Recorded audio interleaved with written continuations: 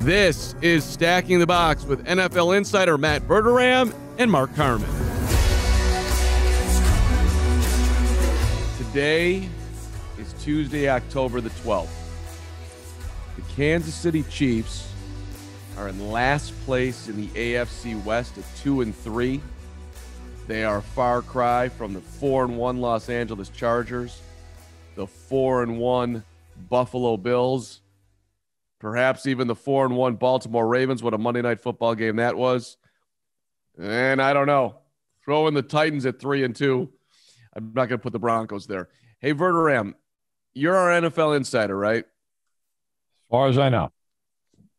How come, and maybe I need to go check the tape, how come there was a tsunami coming to Kansas City that was about to land, and you did not properly inform the Stacking the Box audience, thank you very much, that your Chiefs, that some had going 20-0, were about to implode and lose to every damn good team in the AFC and basically become a question mark of are they going to make the playoffs or not? This was on your shoulders, and you failed us, Verderame. That's what I'm saying.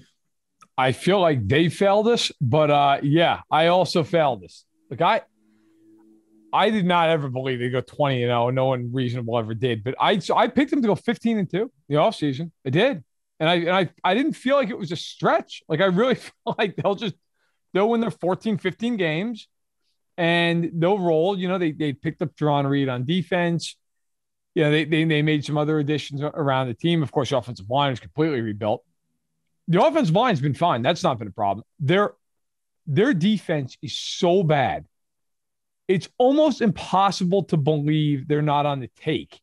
Like if you found out that the Chiefs defense was betting on the other team, I think the only rational reaction to that would be, well, they're doing a pretty good job of making sure they get their money. I mean, it has been normally when you're on defense and you're terrible, you're at least good at something. Like, okay, we're awful defending the run, but we're 20th defending the pass, or vice versa. Or, hey, we stink, but we don't give up a big play, or we don't, or we get pressure on the quarterback. Dude, they are dead last at everything. It is impossible. There was a play on Sunday night where the Bills threw to Zach Moss, their running back, at about midfield. And Anthony Hitchens, who's clearly responsible for Zach Moss on this play, is just running away from him going straight down the field. Not guarding anyone, not running with anyone in particular, just running like a 6-year-old at recess who's got too much sugar to burn off. Like it was the microcosm of what they've been through 5 weeks. Frankly, it's a miracle that they're 2-3 and they're not even worse. I would like to bring it, and we can take a look at the greater AFC, and there's obviously huge Jon Gruden news that we'll get to in a moment here. And Ben Heisler's coming up as well. We'll go through our picks, and thank you for joining Stacking the Box. But I still think we need to look into the mirror, and I want you to do a deep dive at this very moment as you, Mr. Football, a man who could recite you the offensive line from the 1974 New York Giants, how you missed this implosion coming. Like, where was the blind spots? I think it had to just be that this defense, everything that could have gone wrong went wrong. Like, I don't know. Look, I remember talking to people around the league. Like, this isn't just my thought, although I certainly had this opinion. There were people in personnel departments around the league who I spoke to during the offseason who I asked them, what do you think some of the best value signings were? And Jon Gruden, absolutely in that conversation in, conversation out. He has been atrocious. Like, I don't even think I've seen Jon Gruden once in 5 games, and he plays like 90% of the snaps. Frank Clark, here's a stat for all time. Now, he's missed 2 games, okay? But through 5 games this year, he has 4 tackles. Marcus Kemp, who's a receiver, has 4 tackles. He has as many tackles as Frank Clark does. So I think the answer to your question is Frank Clark's gone from like decent to beyond horrific.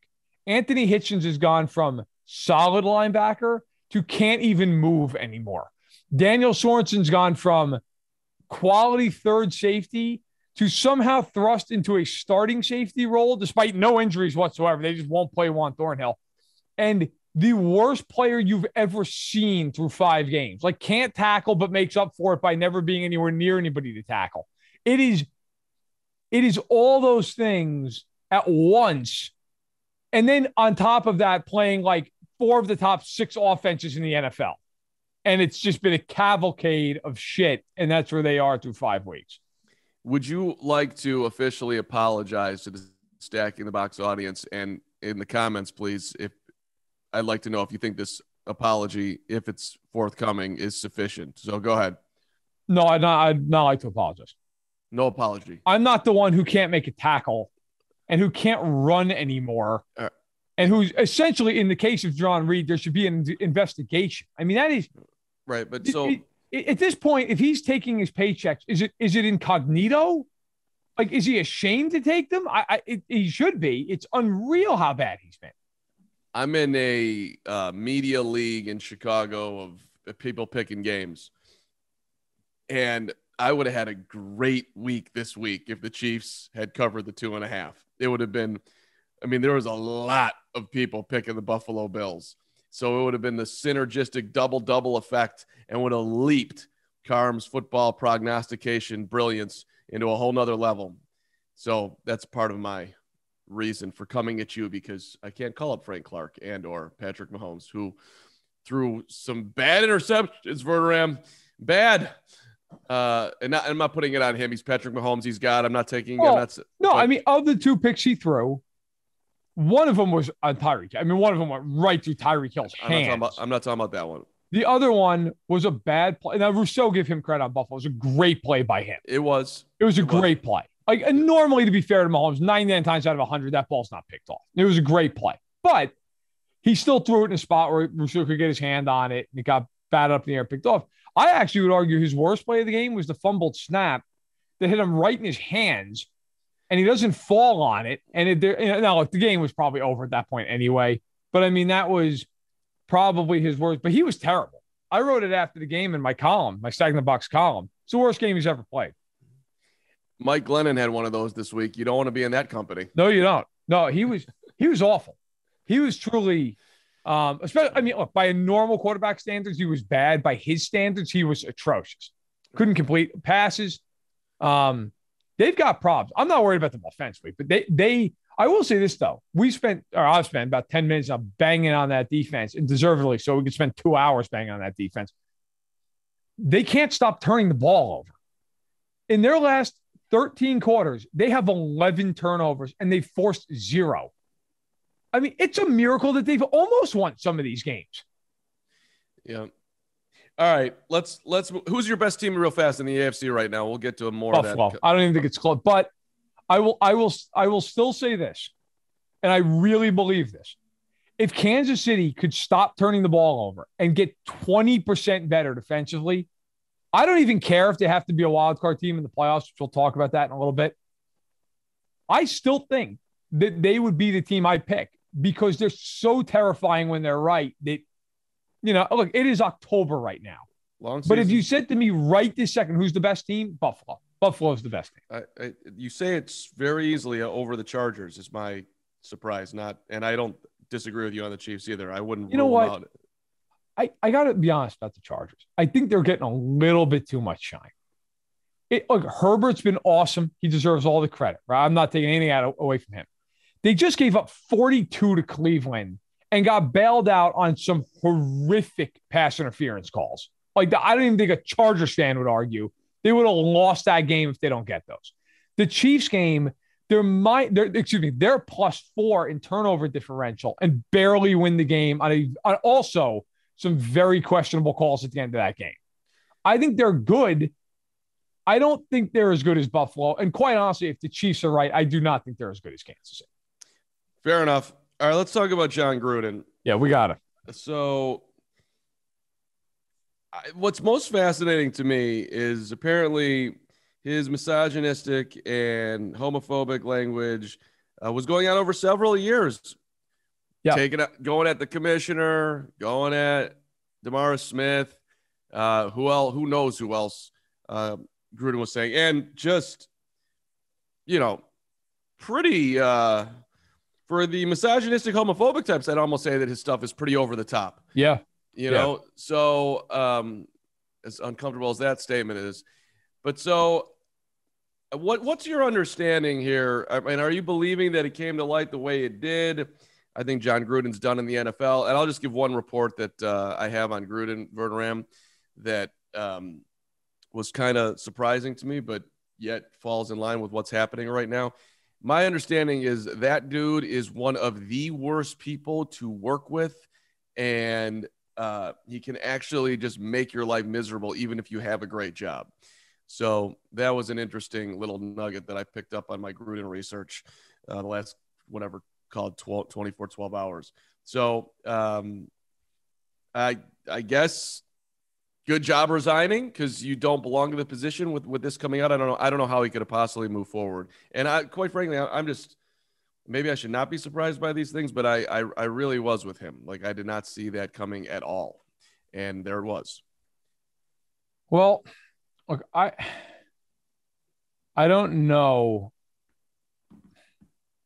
I don't know Jon Gruden personally, and I'm not going to pretend to have any kind of like relationship with him. I don't. I've been in the same room as Gruden a bunch of times, but that's about as far as I go. I think I've asked him a couple questions in the presser. I think I'm not even 100% sure. Look, when the first email came out with the derogatory terms and connotations about DeMaurice Smith, the NFLPA's executive director, I thought at that point he needed to, at minimum, be fined and suspended. I know you get these people who say, well, the email was 10 years ago. And you know what? I'm going to be really honest. If Jon Gruden was a 20-year-old kid 10 years ago, I'd have a different opinion. All right? He wasn't a 20-year-old kid. He was a full-fledged, fully formed adult at that point. So you're responsible for your actions at all times in your life, but certainly when you're of that age. You know, you have to be responsible in what you say. And I don't care if the emails are private. I don't care. You are who you are. And Gruden deserves to be held accountable for all this stuff. Now, I did not think he'd get fired, even though I thought he could have been fired with cause for that email, the initial email. Once the rest of this stuff came out in the New York Times last night, on Monday night, there was no question he was going to be relieved of his duties. It was a matter of when. Would it have been this morning? Would it have been last night? Well, turns out it was last night. And he resigns, which I think is interesting, because if there was any chance in hell he could have recouped his money, he would not have resigned. He resigned because he knew that if they had to go to court to fight over the $65+ million remaining on his contract, all those emails would have been brought to light again, and he would not have been getting a dime of that money. So in this case, it costs at least $65 million to be a racist and to be homophobic. And I'm guessing it costs even more than that, because had he have just quit and resigned and done something else for no reason other than the fact the Raiders weren't good or he didn't want to be there anymore, he could have gotten another TV job for sure. So it cost him a whole lot of money, and good, it should. In the end, you know, from an NFL standpoint, I think it was cowardly by the league to not step in and do something itself. They could have done something. They could have put pressure. Instead, they just leaked out these emails, which, I mean, look, it ends up getting the job done, right? He's gone, but the NFL could have just stepped in and said, hey, look, we're placing him on administrative leave, and he's not going to be coming back for a long, long time. And at that point, the Raiders have to move on. They instead make Mark Davis do it. Now, Davis was gutless throughout the weekend and puts out the statement of, oh, you know, we're going to look into it, which, of course, is just code for basically we're going to hope it goes away. And it doesn't go away. It gets worse. And then the Raiders have no choice. For the Raiders, look, it's probably going to tank their season. But I think their season was going to tank anyway. So if you want to just look at this quickly from a strictly football standpoint, that probably torpedoes them. And I think that it's probably for the team, for the organization, it probably is a lifeline for them, because now they don't have to pay him $65 million over the next 6.5 years. So I don't know that the Raiders are all that broken up about it, but the whole thing is ugly and it's unseemly. And Gruden, whether these emails were written yesterday or 10 years ago, deserves what he got. Let me just read one paragraph from the Times piece, the most recent one.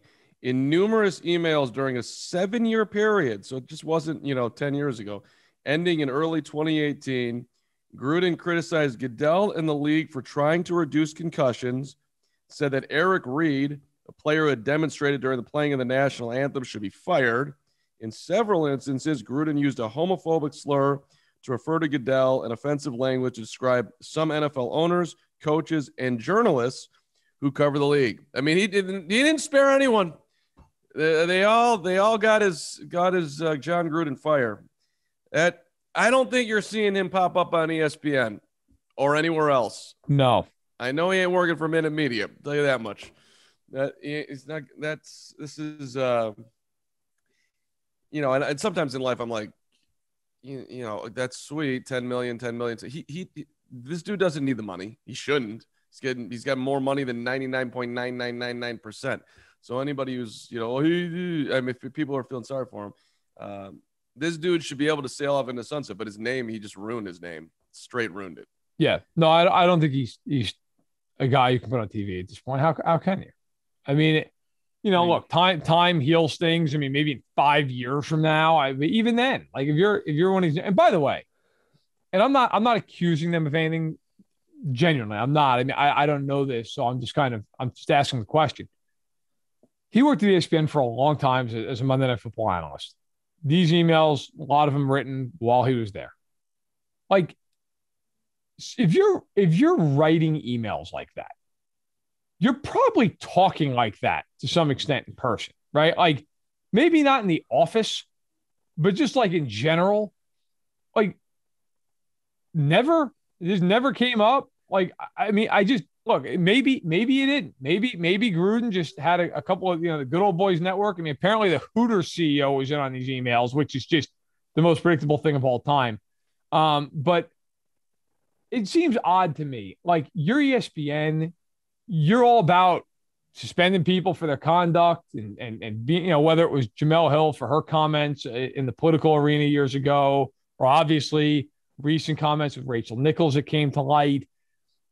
Like, nothing, like nobody ever heard Jon Gruden talk like this. That would surprise me.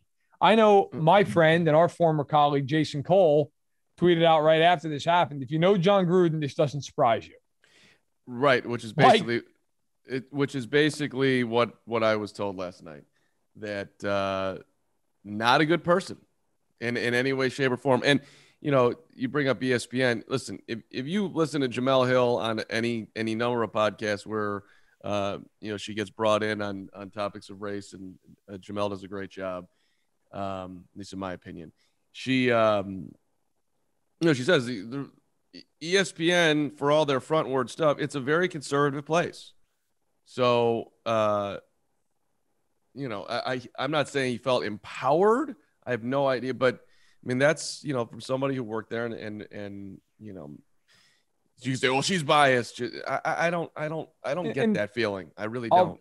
I'll leave my thoughts on this, by the way. And by the way, like, I know sometimes people, especially, come after me about, your politics, which I think people misconstrue my politics. I'm pretty down the middle, but regardless, being conservative, that's fine. Like, that doesn't mean, like, nobody's saying that being conservative means maybe that's the wrong word. Yeah, like, I mean, nobody's saying that being conservative means that you're writing emails like that, right? Like, I have plenty of friends who are conservative in my life. Some of my best friends are really conservative. In fact, a lot of my family is, and I know that none of them share those opinions and believe that, in the case like this, Gruden absolutely deserved what he got. But I think the better way to frame, in my opinion, is companies that are that large, typically, not just ESPN, but in any sphere in the world, a lot of times are run by older people, by people who maybe are out of touch with the way that the world has changed. And you do look at somebody like Gruden. And again, I don't know if he ever said anything like that at ESPN in public or, out in front of it, but you do have to think, like, you spend that much time with somebody, you're out on the road with somebody. I mean, that never came up. Never. Like, that's a pretty, I mean, look, I'm not going to get into it, but that's a pretty strong thing about what he said about Michael Sam. Yeah. That's it's a pretty strong word to DeMaurice Smith and Goodell. That never, like, you're telling me that was just in an email. That never came out of his mouth. And then you got people, like I said, not trying to put him on the spot, but Jason Cole, who's a really good friend of mine, who I worked with, who I have the utmost respect for. I mean, he's putting it out there that, hey, if you know Gruden, that's not very, very surprising. I mean, it just makes you wonder sometimes, like, how long do guys get away with this stuff until it just absolutely has to be forced to the light? And unfortunately, I don't think I wonder that very often. I just know it takes a lot.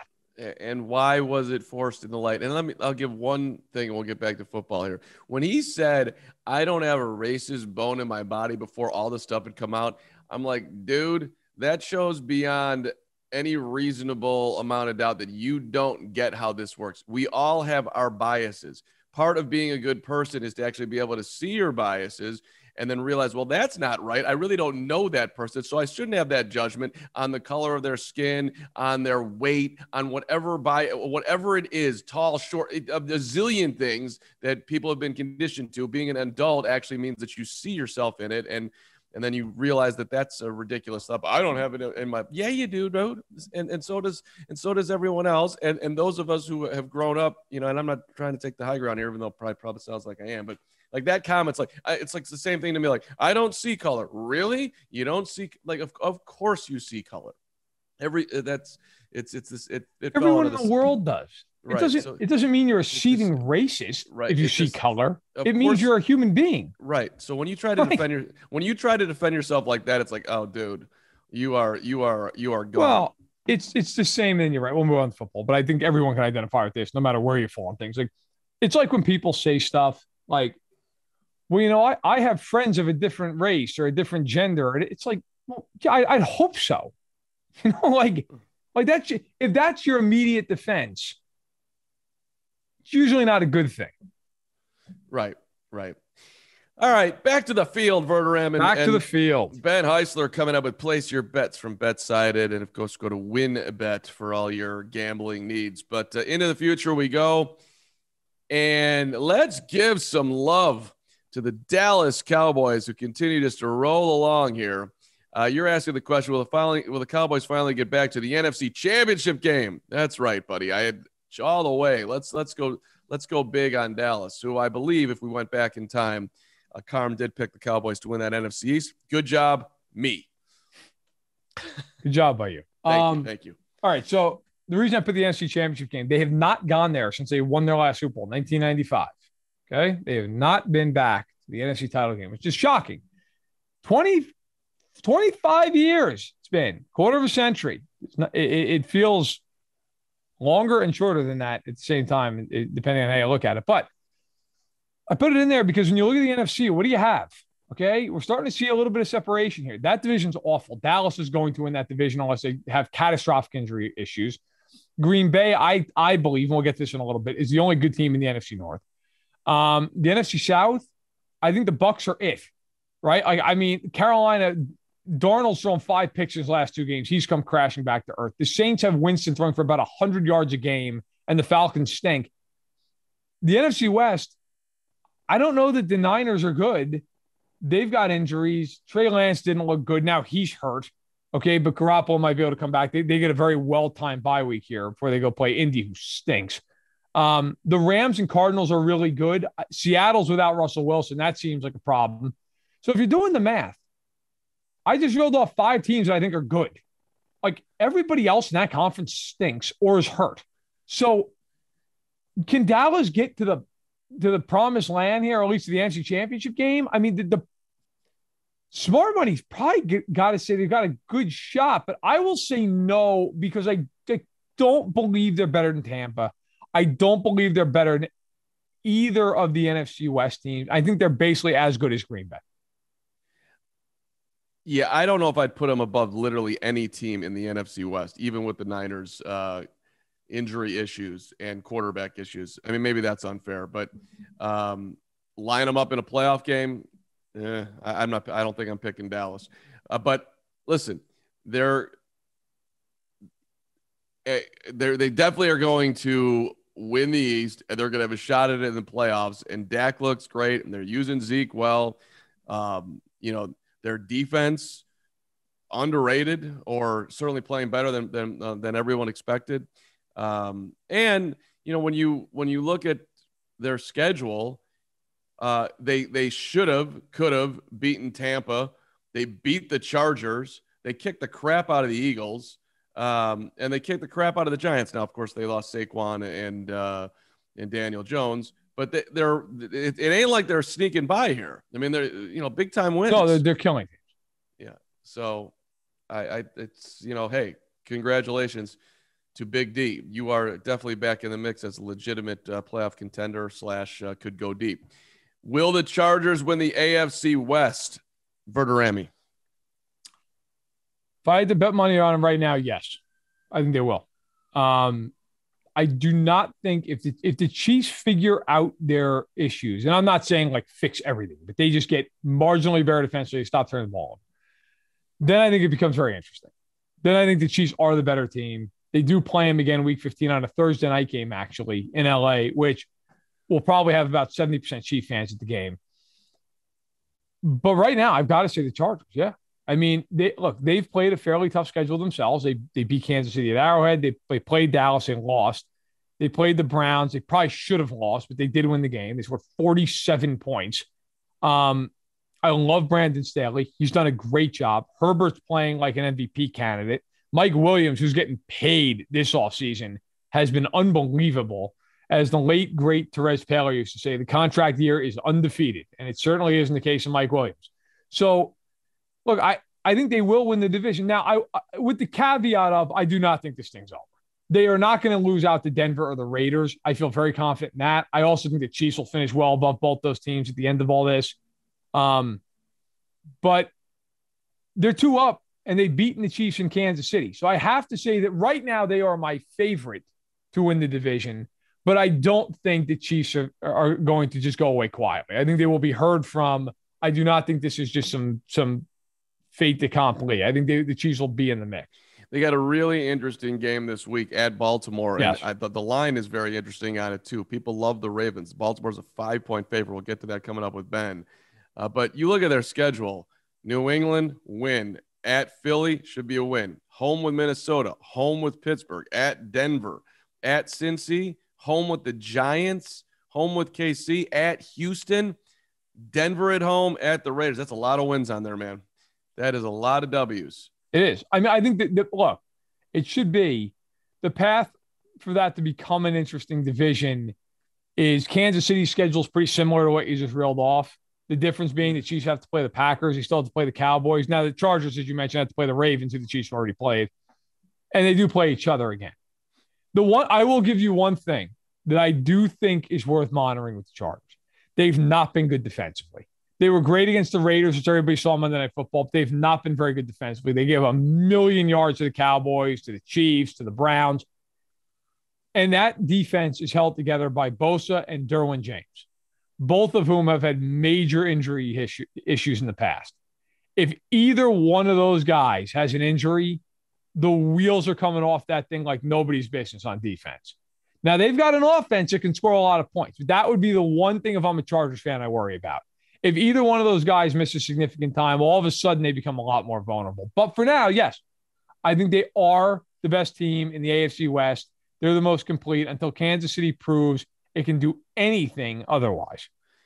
All right, let's look at the Ravens, and specifically let's look at Lamar, who was just spectacular bringing the Ravens back on Monday Night Football. Tremendous. This is a crazy question that you're throwing out here. But he is on pace to do it. Will Lamar Jackson throw for 5,000 yards? I would have had him. I don't know what the over-under at the start of the season was for Lamar, but I would guess it was somewhere in the threes. Yeah. So at any rate, we're raising the bar here. And, just for the record, last night against the Colts, down 1,000,000, coming back to win in OT, 31-25. He was 37 for 43. 37 for 43 for 442 yards, 4 touchdowns. That was a performance that no one thought he was capable of. Quarterback rating, by the way, of 140. He's been phenomenal. And I will raise my hand and say, look, I've always liked him as a player, but I've always also said he's been limited throwing the ball out of the pocket, which has been true his whole career. It has not been true this year. He's been much better. And I do wonder how much of that is because they've lost Gus Edwards, they've lost J.K. Dobbins, and they've had to just throw the football. Well, it's panned out okay. He has thrown for more yards this year than Patrick Mahomes. We're 5 weeks into the year. Now, if you said to me, do I think Mahomes will end up with more passing yards? Yeah. But It's been a different deal. Now, also, part of it has been Baltimore's defense has not been very good, and Jackson's got to throw the ball a lot more, which I don't think's hurting him. I actually think it's helping him. I do not think he'll get to 5,000 yards just because that's such a high number, but he's on pace for it right now, which is why it was put on the outline here. He has played at an MVP level, though. In fact, through 5 weeks, and I hate these conversations. I hate them. I think he would be my pick as MVP of the league right now. He's been awesome. So all the kudos in the world to him. But no, I do not think he'll end up with 5,000. I think he'll tail off somewhat just because that's such a hard pace to keep up. It's I just find it to be very interesting. Like, if he's gotten this much better, how much, what, like, how high is up for this dude, right? I mean, he's right now he's 5th in the league in passing yards, right? 5th in the league, and he's averaging, by the way, 9.1 yards a throw. Which, hold on a second, that is 9.1 is 4th behind Wilson at 9.6. Tyrod Taylor doesn't count, but he's in there at 9.5. Stafford's 9.3, Murray's 9.2, and Jackson's 9.1. Burrow 8.8. Yeah, you don't need to read me the stats, but it's just it's he's going down the field, all of it. It's pretty, and throwing the fact what he does running the football, unbelievable. It's truly unbelievable. I don't think we'll get to 5,000 either, but just his props to Lamar. The last one, thank you for putting this on there. Are the Bears a playoff contender? Contender, you're saying, with Justin Fields. I'll just say this, Verderame. I'll let you take this. I know you're giving me room here. Contender is a yes, mainly because of their defense. Somehow, some way, the Bears defense has found their footing. Sean Desai, the Bears offensive coordinator, deserves a ton of credit. They've pretty much gotten better every single week. Ben Heisler is going to join us in a second here. So that's been, if Fields can get gradually better, which you would imagine he would, along with this defense, which in the past, it's like, well, if Akeem Hicks is hurt, then they're screwed. They're not screwed right now. They've got a ton of guys making plays up front. Eddie Goldman's coming back. Gibson up front. Like, Ryan Pace's late round draft picks continue to come through. Hicks has got a groin injury, which I'm sure will bother him for the rest of the season. And Khalil Mack is hurt every single week, never practices, but then shows up on game day and plays lights out, especially against his old team like he did last week. So that defense is still there. Secondary is a little bit wobbly, but hanging in there. They had an amazing pick this week from DeAndre Houston Carson. So I would say the Bears actually are a contender. I wouldn't bet on them making the playoffs, but I do think they're going to hang around here because I think Fields is going to get better, and he's got weapons around him. Last week, they don't have David Montgomery, and probably not for a month, but Khalil Herbert, 6th-round pick out of Virginia Tech. He ran phenomenal. And Damian Williams is a nice piece. You remember him from the Super Bowl, Verderame. So I do think the Bears are, quote unquote, a contender, but the schedule is very, very, very, very, very hard. I just don't see them make the playoffs with this offense. I mean, I know it's like nobody ever wants to say a bad thing ever about these rookie quarterbacks. And, oh my God, they're all amazing. Has anyone watched their offensive fields? I feel like they're not very good. I mean, they don't allow him to make a play, so it's not necessarily all on him. But like, I watched that entire game against the Raiders. Justin Fields didn't do anything in that game. It was ugly. But you know what he did? But people love to act like it's some like mortal sin to say they wasn't good. Well, guess what? Those people are going to clutch a lot of pearls during this whole segment because every single one of these rookie quarterbacks has either been incredibly average, Mac Jones, has downright stunk, Zach Wilson, or been somewhere in between the other three. Trey Lance wasn't good as a starter on Sunday in Arizona. He stunk. Now, by the way, that doesn't mean he's going to stink. It means he stunk in that game. He was not good. He threw a brutal pick. The Niners scored 7 points. He was not good. Justin Fields may turn out to be a great player. Through 3 weeks, he has not been good. Like, that's just reality. Now, there are times you watch him and you say, wow, there's a lot of talent there. Same thing with Trey Lance, by the way. And certainly same thing with Trevor Lawrence. But you watch them and you're like, yeah, that offense is going to have a tough time beating anybody who can play. Like, they're just not good offensively. Right. I doubt you spent a lot of time watching Bears Lions, you and the rest of the world, the national football world. He played well in the Lions game. That was against the Lions. But and they didn't let him go. Against the Lions. Yeah, I mean, he was 11 for 18. They didn't exactly unleash the offense, but he was good in that game. And he had one throw on a double move to Darnell Mooney, which was like, oh my God, the Bears have a legitimate quarterback for the first time in forever. At least a young one who's got massive upside. So, but you're right. Overall, I mean, he threw for 1 yard against the Cleveland Browns. No, he was also sacked 9 times, and the Bears had to fire, or Matt Nagy had to fire himself and readjust the locker room, if you will. And he did a good job. Way to go, Matt Nagy. Get out of the way. Tremendous. Bears, playoff contender. Let's bring in our guy, Ben Heisler, the managing editor, BetSided. Go to WinBet for all your betting needs. We got 6 games for you this week. Ben last week was 3-3. Verderame, you were 3-3. Is that congratulations again on being 500 players in the game? Incredibly average. Yes. Yeah. Well, but hey, it's I'll take it. Passable. It's a weird week too, guys. Let's not forget that I think after the first couple of weeks and watching all these underdogs go nuts, you sort of had a lot of teams kind of flip on its head a little bit. But this is another weird week. I think you and I, Verderame, are going to have some fun with this slate. Yeah. And just for last week, I would have had a phenomenal week if the Cincinnati Bengals could have made a kick, or if the New York Giants didn't lose their whole damn team, which was a huge blow. And then I got the Bills and Chiefs wrong. That was I have no excuse, and I blame Verderame, as I did at the top of the show, for not telling us that actually Kansas City stinks. But he has been unwilling to do that and is still holding out hope, Ben, that they'll win the division, which maybe you think the same thing. And we'll get to the Chiefs in a second. But let's start with the Bucs. They're a 7-point favorite on the road at Philly. The number is 51.5. You ride in Tampa on the road? I have to figure out before I do, because odds makers are just clearly trying to get anybody to jump on Tampa Bay at that number. So initially, it feels a bit weird that they're only a touchdown favorite, given what we've seen from Tampa Bay really throughout the course of the season. Maybe not covering against the Patriots on Sunday night may have shifted people a little bit, but certainly not for me. I just need to know whether or not it's going to be the Eagles defense that gave up 6 points to Atlanta, 17 to the 49ers, and then 18 against a much improved Panthers squad, or is it the same defense that gave up back-to-back 40-point performances against the Cowboys and then against the Chiefs the following week?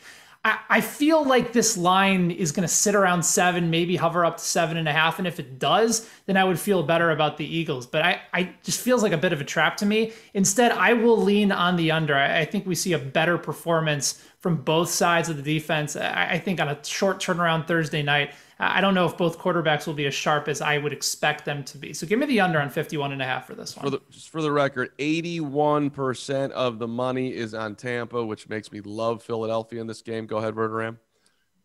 So if I were betting this, I would just throw this into a teaser, tease Tampa down to 1, and basically just make it a money line bet because I think they'll win the game. But I'll take Philly to cover. Tampa Bay's defense has quietly been terrible. Like they're not good. See, now here's the interesting thing, right? Philadelphia does not run the football. Sirianni just will not run the football at all unless it hurts on a scramble. Well, Tampa's great stopping the run, but they suck stopping the pass. Well, Philly's going to throw the ball 50 times because they're probably going to be trailing. But I think Hurts can do it. We'll go watch the Chiefs game. Now, granted, the Chiefs basically held everybody's hand and just ran them into the end zone and made sure Philly got in there. But I think Hurts is going to throw for 300 yards. They're going to put up points. I think Philly, even if it's a backdoor cover, I think they cover. I don't think they win, but I do think they cover the spread. Let's move on to those 5-0 big-time Arizona Cardinals playing at Cleveland. The Browns showing that they don't completely trust Baker Mayfield last week. Once again, 2.5-point favorite, though, at home for the Brownies. 51, Ben. Weird game coming up because you have Arizona as the lone undefeated team left in the season. They were the number 1 liability last week over at WinBet Sportsbook to cover the 5.5 against the 49ers. Kept it interesting, but eventually came through for the public. Public really had a really good week last week for both college football and NFL, with Arizona leading the way. But again, I think it's sort of indicative that you have Arizona as this undefeated team. You just saw the Browns give up 47 points to the Chargers last week on the road. And now I think you've already seen this line move from 2.5 to 3 in favor of Cleveland. So I think that's an indicative measure that sharp money is coming in on Cleveland to move it up to that number. And I like the Browns to bounce back. I know Baker's been all over the place, and we still haven't seen much from Odell Beckham Jr. He's running a ton of routes. He's gotten himself open, but they just haven't connected. I think this is the week we finally start to see more of that connection come through. The Browns are going to run at will with Chubb and Kareem Hunt. I think this is an opportunity, especially if I can get the Browns back to that -2.5 number. I really like them, and I like them at 3 as well. I'll go the other way. I think the Cardinals are going to outright win the game. I do. And not even because they're undefeated. Like, that can be a trap sometimes. But the Cardinals, they're laying it on people offensively. Now, they didn't against the Niners. They kind of had a slog in that game. They killed the Rams. And I look at Cleveland. Is Cleveland's defense good? Like, everybody goes crazy because they held the Bears to like 8 yards, right? But it's the Bears. The Chiefs did everything they wanted to against them the entire game. The Chargers scored 47 points. I don't know that the Browns can stop anyone who's any good. And I think Murray's going to throw for a ton of yards in this game. So I like him to just win the game. Cleveland, the problem I have with Cleveland, I don't know that defense is that good, because this year, here's who they've beaten. They beat Chicago, I already mentioned. They beat Houston, who stinks. And by the way, they were in a dogfight for their lives in that game until Tyrod Taylor got hurt. So that was a game where they were giving up points and yards like crazy. And then I cannot remember the life of me the third game they won, but I also remember that it was against a team that was not good. And so I look at them and I don't know. Like, can Baker, if this becomes a shootout, can Baker win this game? Because every time they ask him to win a game, he can't do. Oh, they beat Minnesota, who's hideous. 14-7. So, yeah, I will take Murray because I just think they're gonna get into a shootout. So if you want to take the over, go there too. But I'll take the Cardinals +2.5, +3. I think they win. Great matchup in the AFC. Let's go 4-1, 4-1. The Chargers going east to play the Ravens. Baltimore, I was a little surprised by this number, Ben. 5 points. So people 3 at win bet, you just clown. Yeah, I it just seems very odd. But WinBet did not consult at the Carm on this one. Follow me on Twitter. 51's the number, same as the Cardinals and the Browns. What do you think, Ben? Are people a little too high on the Ravens right now after the amazing Monday night performance? Yeah, to Verderame's point, this line right now is at -3 at WinBet. So I don't know whether or not that number has come all the way down from 5 to 3, but at least that's where they've opened it. And as far as I'm concerned, and I wrote about this earlier today over at BetSided, Ravens might be the luckiest team in the NFL, or they might just be the most resilient team. Right. Because think about what they've done this year, right? Lose the game in overtime week 1 against the Las Vegas Raiders. And then week 2, they get the Clyde Edwards-Helaire fumble in their own territory. Comeback ends up holding on to the victory. Then Justin Tucker against the Lions hits a 66-yard field goal, doink off the crossbar and in. They end up getting a win in that game.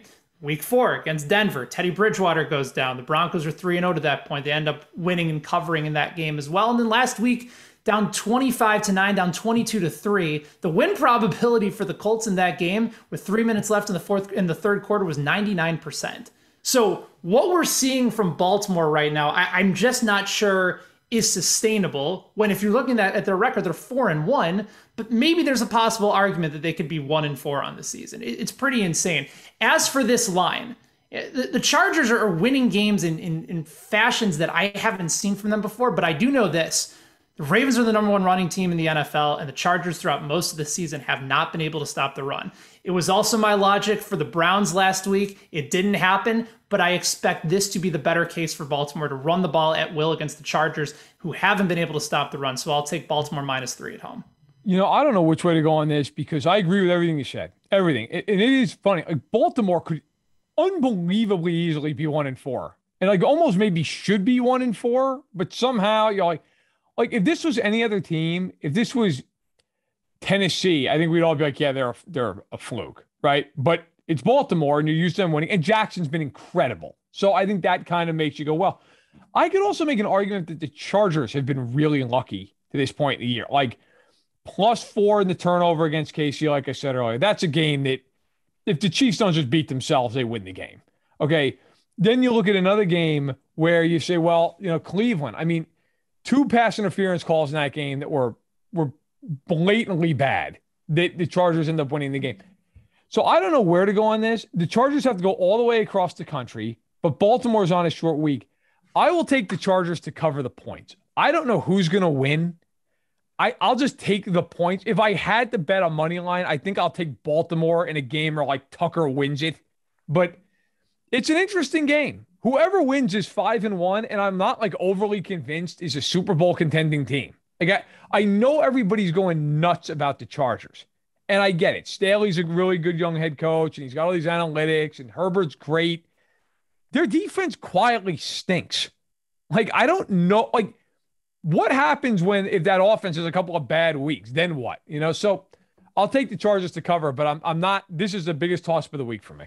Can we flex that game? Get Seattle and Pittsburgh off please. Sunday night. Oh, for the love of God, please. I mean, geez, Louise, come on. Geno Smith's the best quarterback in that game. Yeah, well, and people would love to watch a little Lamar and Herbert on a Sunday night. Yeah. NFL, you're killing us. All right, Green Bay and Chicago, another noon kick. And the Bears are a 5-point underdog at home. 45 points the total. So, not expecting a shootout here with Aaron Rodgers and Justin Fields quite yet. But you don't sleep on Justin Fields, damn it. By the end of the year, shootouts are coming for the Bears because Fields is going to be putting up numbers, Ben Heisler.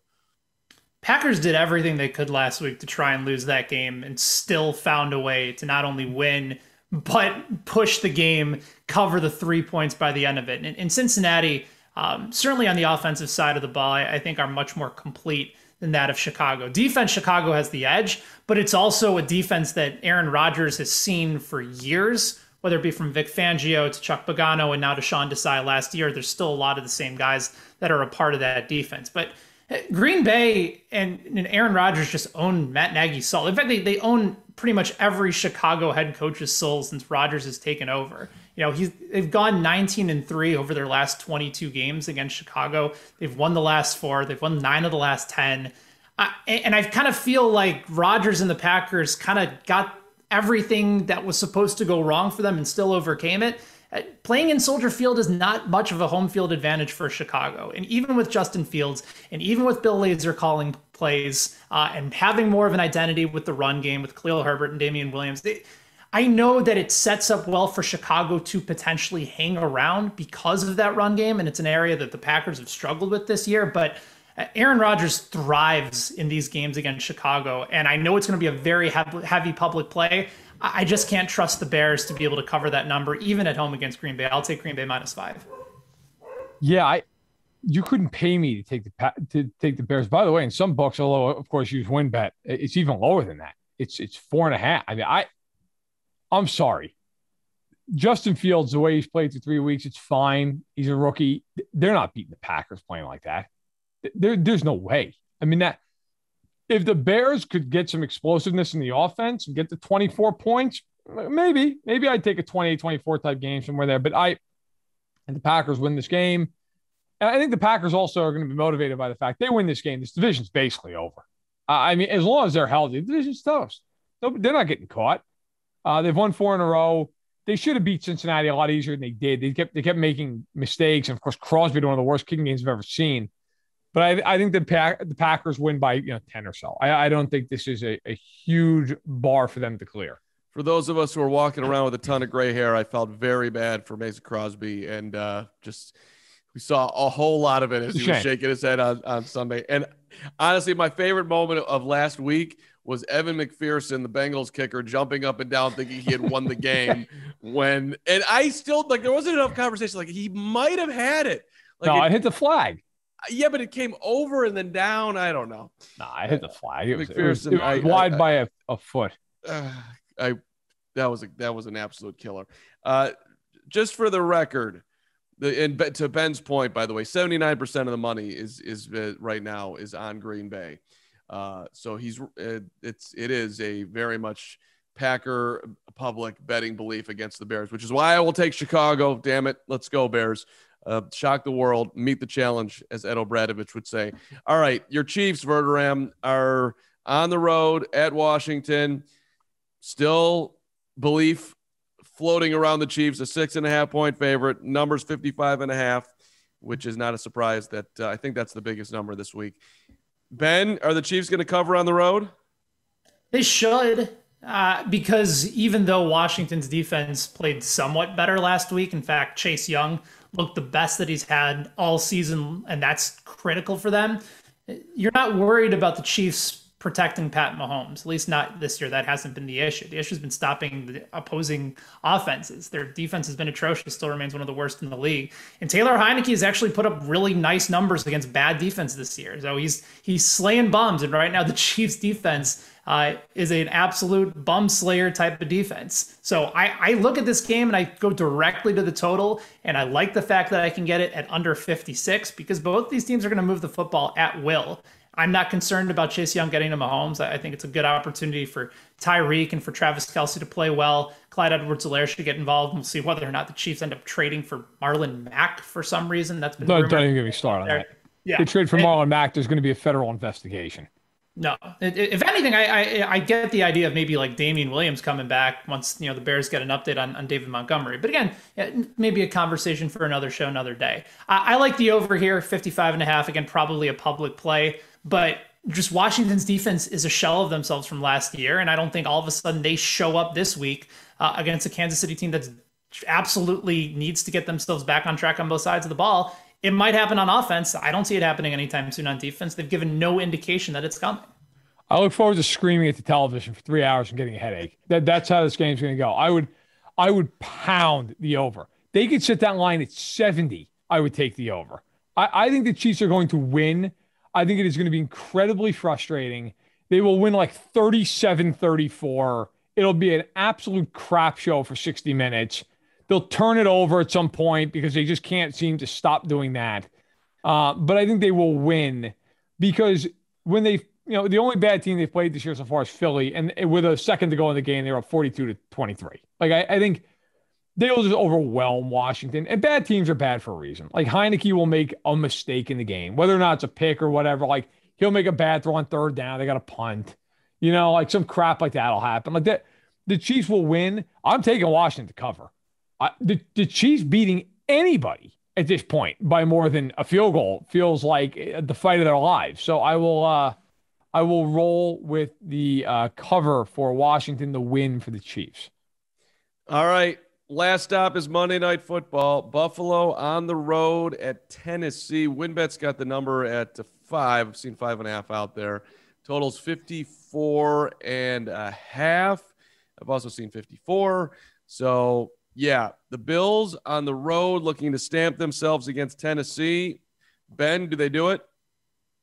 This feels like the classic overreaction line after watching Buffalo stomp all over Kansas City in the Sunday night game. And good for them to get the extra day to be able to recover, get themselves ready for Tennessee. But this feels very similar to what happened last year when the Titans just absolutely rolled over Buffalo. Like nobody expected it. Everybody thought that Buffalo was sort of becoming that class of team to contend with Kansas City. And then Tennessee just absolutely smoked them. So I look at the Titans here, despite all their issues on the defensive side of the ball, and believe me, they have plenty. And we'll see whether or not A.J. Brown and Julio Jones are able to give it a go. But I think Tennessee comes out ready here. I think this is sort of that spot where public completely overreacts to what they saw last week with Buffalo. The sports books are very likely going to need Tennessee in this game. And judging by what we saw last week with the public dominating the sports books last week, classic public fade for me here. I like the Titans on Monday night. I'll side with the sports books here. This is my Ben Heisler favorite pick of the day so far. I love that call. Go ahead, Verderame. I think Tennessee covers. I do. Because Buffalo's been great. Buffalo has been the best team in the AFC, in my opinion, easily. But it's hard to play as well as they did last week every week. And there is a little bit of, do they have a little bit of an emotional letdown after that? I mean, that is the big, that game, they can play it all they want. It's week 5.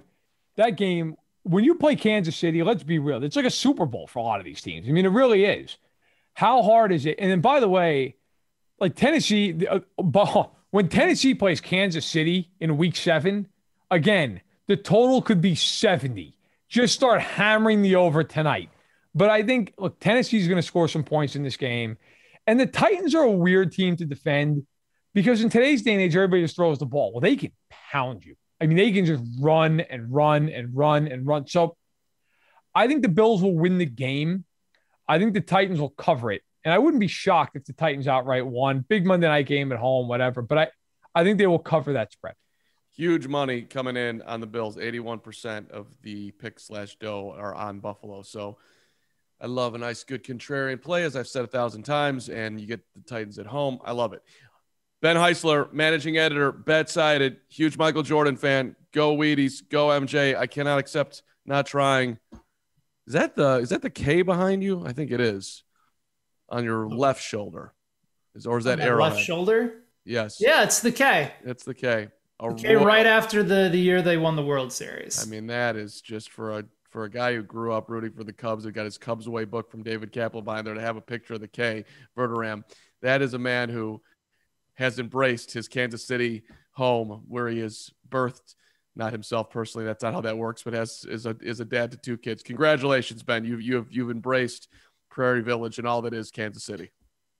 I feel like there's enough Cubs stuff and enough Chicago stuff behind me that, like, you sneak in like a free giveaway of a lithograph of the K, that you can sneak it in behind me. But no, apparently I've crossed the ship. I'm done. Well, it's you're a Wrigley Field guy, weren't you? You were in there with Len and JD as a youngster trying to advance, and now all of a sudden you're Mr. Royal. I got to call it out a little bit here. All right, Ben, we'll see you next week. Good stuff as always. See you, boys. All right, great stuff with Ben. Great stuff all around. Damn it. Appreciate y'all listening to Stacking the Box, particularly those of you who make it this far. We really, really, really love you. Verderame, they stick around because they want to know what's going on in your life. They do. Or just to mock me, either way. So I got a couple things. I'll go rapid fire. So number one, I am a nerd with baseball cards, as a lot of people know. I love putting together, a vintage collection, right? I've been doing it for, 20 years now. I've collected cards of all things since I was like 5. I endeavored to put together the 1965 Topps baseball set, 598 cards. It is a hard set. Like, there's a Tony Perez rookie, Catfish Hunter rookie, Steve Carlton, Joe Morgan, right? A lot of Hall of Famers in there. I'm updating the public because I know you all care. I am 4 cards away. I'm 4 cards away from getting this thing done. So, and I will have it done the next month. So I'm feeling good. I'm feeling excited. Tony Perez rookie actually might be in the mail as we speak. Might be in my mailbox as we speak. So looking forward to grabbing that. But let me tell you, it has not been a cheap endeavor. I appreciate the support of my wife in this, who has looked the other way. But what she doesn't know is the second I'm done putting this set together, I've enjoyed it so much, I'm going to try to put together the 57 set, Carm. And that is legitimately going to cost thousands of dollars. But we're going to go for it. Thank God for employment. Are you doing this because you want to sit there and tell people, or are you doing this as an investment? No, I'm actually doing it for neither. I can honestly say I've never in my life bought anything other than stock as an investment. I don't believe in your house, maybe, I guess, but I don't believe in like baseball cards. I do it because it's fun. You know me, I love the history of the game and stuff. Like I enjoy that part of it. I've never once bought a baseball card and thought to myself, man, this is going to make Maisie rich one day. I hope it does. I'll pass them down to her or one of my other children. I hope it does, but no, and certainly not to tell anybody. In fact, most people that know me don't even know I collect cards unless they come to my house and then they see the 30 binders I have. I just do it because I love it. I just enjoy it. I think it's fun. I'm a completionist. I like the challenge of it. So that's one thing I got going on this week. 65 Topps. I'll let everybody know when I have the last one in tow. My daughter, as everyone knows who listens to this, Maisie, turned 4 at the end of September. And she is very excited about the Knicks' upcoming season. Not because of the Knicks themselves, although she will watch the Knicks with me. It's just kind of cool. She loves the Go New York, Go New York, Go song. She forces me to play it on every commercial in between the stoppages of the game. And she dances her little heart out. It is so funny and adorable. But now she's learning, like, you try to score a basket. You try to keep the other team from scoring. And she gets, like, she's such a sweet, kind-hearted kid. She's like, well, why do they not want the other team to score? Isn't that what they want? I'm like, yeah, but you have to stop their team to win the game. And so she's starting to get it. Unfortunately, she's also starting to get her father cursing up a storm at Kevin Knox when he shoots the basketball. But that's neither here nor there. Fatherhood, an interesting experiment with me. But Carm, basketball, Knicks, 8 days, coming back. hosting the Celtics in the Garden, one of the great rivalries in the NBA. And I'll say this. I think the Celtics, overrated. I can hear that. I can hear that. They have two really good players in Jaylen Brown and Tatum. And is anyone else on that team good? Like Marcus Smart's fine, but is anyone else like a difference maker level good on that entire team? It'd be interesting how much better Tatum is this year as that guy continues to raise great. the bar. He's a great player. Yeah. And I can't go over the top on one NBA game right now, but I'm very happy it's coming back. I actually got to sit with Shaq last week he's one of our regulars in the interview train that we do. And I got to tell you, Shaq went after Ben Simmons in the most beautiful way. I bet he did. It was so, he's like, he kept on saying, you got your little feelings hurt, your little feelings. And I don't think Shaq's saying that feelings are bad, by the way, but he is saying that when somebody says something honest to you and then you want to run away and go play for someone else, that's not a very professional / guy you want on your team way to go about business. So at any rate, I wrote that part up. He wasn't exactly very kind on Kyrie either, which is interesting that the Nets are like, until you're a full participant, you ain't playing anything. You ain't practicing. Get on board. We don't even have to go all the way down the road, but do you, just because we're on the NBA quick, and I think people know this is kind of a bit at this point, talking the NBA at the end of this thing. Do you think he will play a game for them this season? I believe in the power of rational thought. And I also believe in the power of money. So I'm with you on the latter. On the ladder. Right. Extremely. And I just want to remind people on the vaccine. Listen, I would have waited in line to get it so I could get my life back. But did I want to put that thing in my body? No, I didn't. So the whole, I'd rather not. I'd rather not feel like shit, and I have no idea what's in it and what the repercussions will be. I hope that there's none. I believe there will be none, but I don't know, and neither does anyone else. No, so right. So the whole thing is like, dude, this is what the deal is. Are you willing to punt your NBA season and chance to win an NBA championship with Kevin Durant and James Harden when you're looking around the room and all these people got the vaccine and they're all walking around fine and no one's grown a third arm? I mean, dude, so I do think that Kyrie eventually will come to his senses here, but who knows? And just, I guess what's going on in my life. I do a little stuff with Northwestern Verderame, and normally it's always been studio stuff, but this year I've gotten to do 4 sideline reporting games. So next week I'm headed to the big house, baby. We're going to Michigan. I'm going to be on the field, and I'm going to do my best to troll all the Michigan fans, even as in a professional way, because I will be working. But haven't been to the big house since 1992, and to be on the field there, that's a pretty cool thing, right? So I'm excited about that. Let's go Cats. Northwestern's not having a very good season. In fact, they're terrible. But any rate. All right, good stuff today. Let's see if your Chiefs can bounce back, and I'm very interested to see what the Bears are going to do this week against the Packers. If they win that game, I'm going to be talking a whole lot of nonsense next week. Just so they win that game, you got every right to. Yeah, I mean, I'm not Mr. Boast on the Bears because it makes my life better. That's a story for another time. A lot of times when I'm listening to Chicago sports radio, if the Bears lose, people act like their lives are ruined. I'm like, let's have a little bit of perspective. I can even slightly allow like a Chiefs fan to be miserable now because you expected to win a Super Bowl and all that joy, and now you're worried about your season. But like Bears fans, them not winning a game right now should feel like absolutely nothing. I'll finish my thought on this, and then we can wrap and go, and that's fine. Our great producer Sean Daly is probably begging for us to wrap up at this point. It's Michael Zach today. Daly's on his honeymoon. Oh, good for him. In Italy. Thank you, Michael Zach, for tolerating. Yeah, Michael Zach stepping up. He also probably wants us to wrap it, regardless. I will say this though for Chiefs fans, and anyone who's still listening to this, like this idea that it's like an entitlement that they just should win 14 games every year. That's not the way it works. I mean, think about the greatest teams you could possibly think of, right, in the NFL history. And the Niners in the 80s and 90s are, I think, even better than the Pats in a lot of ways. Like just a ridiculously dominant team and a great conference all the time. There were years the Niners didn't even make the playoffs. I mean, they would go. They had a stretch in 85 through 87 where they did make the playoffs each of those years. They didn't win a playoff game. They won one, right? Like, it's so hard to be as great as the Chiefs have been.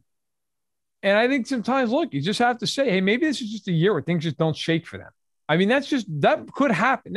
And by the way, we also could be sitting here in 2 months from now going, geez, they've won 8 in a row and nobody can beat this team. And holy crap. Like, that's also completely on the table. But if they go 10-7, and they're going to make the playoffs, like they're going to get in because the AFC, who's going to beat them out for one of those wildcard spots? But if they go to the playoffs this year and they just don't win a playoff game, like, it happens. I don't care who you are. It happens. This idea that, like, oh my God, that means it's the end of Mahomes and how could they waste a year of his career? Like, it's NFL. I mean, Brady went a decade without winning a Super Bowl. It happens. It's hard. Really, really hard. Yep, and you got one. So, hey, hopefully there'll be a bunch more for you Chiefs fans out there. Thank you for listening. Did Verderame apologize correctly, or should he have apologized when he didn't apologize? That's what I meant to say. I hope there's some comments this week, and we'll see you next week. You want to give the last word here, Matt? No, go ahead, comment, say what I'm a dope about. That's fine. But just leave 5 stars. I don't care. Rip me all you want. We'll see you next week.